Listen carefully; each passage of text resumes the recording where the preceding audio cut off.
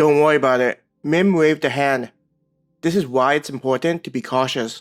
The level requirements given by the guild should only be seen as a suggestion, not a hard rule. There could be instances where the monster is irregular, like the one you faced. Hearing movement, James looked to see Celine walking towards them. Celine looked in the direction that the wolf had escaped. You let one get away. It sometimes happens.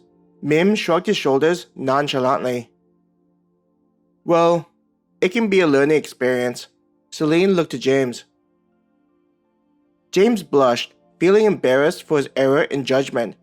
With his experience, he also knew how important it was to anticipate the unexpected. Unfortunately, he had gotten arrogant in his abilities.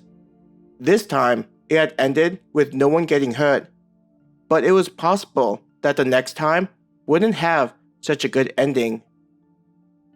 Once again, James felt as though the request they were on would be incredibly beneficial.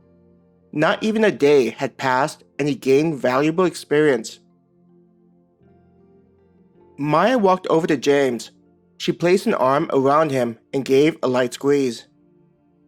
James was thankful for the hug and for Maya not saying anything. He felt as though words wouldn't be able to wash away his feelings of incompetency. Walking over to the wolves, Mim crouched down to inspect them. We are fortunate that the arrows didn't hit the digestive tract. Seeing that they were getting ready to carry the monster back with them, James looked around to see if there were any branches that were long and strong enough to use. Let's go grab some branches, James said to Maya. Maya nodded before giving him one last hug. She then moved away and went to look for branches. Still feeling the hug that she gave him, James smiled. What am I going to do without her? He thought to himself. He then proceeded to find any branches that they could use. With how large the forest wolves were, they'd need something that was thick. If we can't find any, I might need to climb a tree and cut down a branch.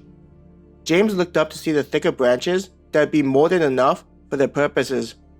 Though he didn't like the idea of climbing a tree, especially on an empty stomach.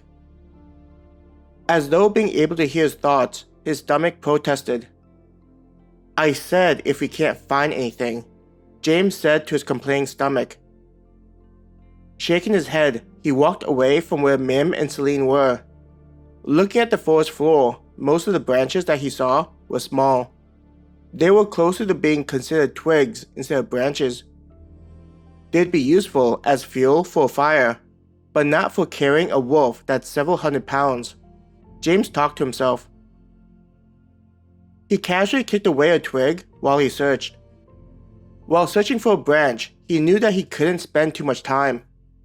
There was the fact that the wolf had escaped and had howled, meaning that monsters could be approaching their position. Thinking it may be time to climb a tree, he noticed a long branch that was more than 5 feet long. It was also nice and thick, likely strong enough to carry the wolf that would be attached to it. Picking up his pace, he went to the branch. Grabbing the branch, James did a quick check to make sure that it wasn't rotten. He grabbed one end of the branch with his foot on it. Lightly tugging on the branch, he was glad to see that it didn't immediately snap.